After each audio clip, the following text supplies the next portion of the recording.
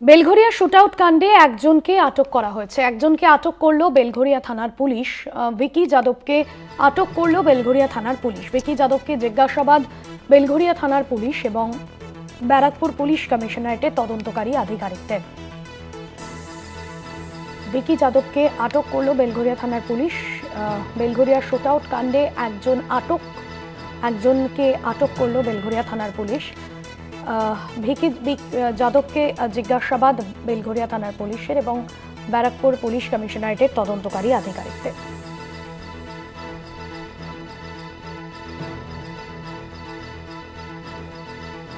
Belgharia shootout কাণ্ডে একজনকে আটক করলো বেলঘরিয়া থানার পুলিশ। ভিকি যাদবকে আটক করলো বেলঘরিয়া থানার পুলিশ। ভিকি যাদবকে জিজ্ঞাসাবাদ বেলঘরিয়া থানার পুলিশ এবং ব্যারাকপুর পুলিশ কমিশনারেটের তদন্তকারী আধিকারিকদের।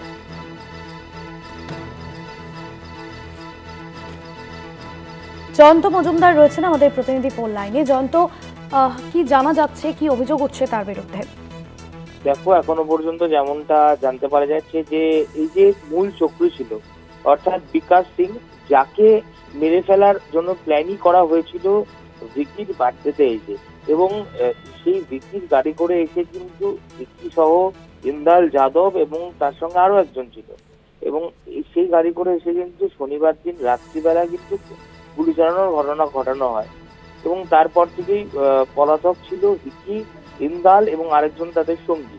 কিন্তু ইতিমধ্যেই তার ঘটনার পরপর দেখা যায় বেলঘরিয়া থানার পুলিশ তদন্ত অভিযানের নামে বাইকটিকে উদ্ধার করে তারা আটক করে, এবং ইতিমধ্যে ভিকি খোঁজ পায়।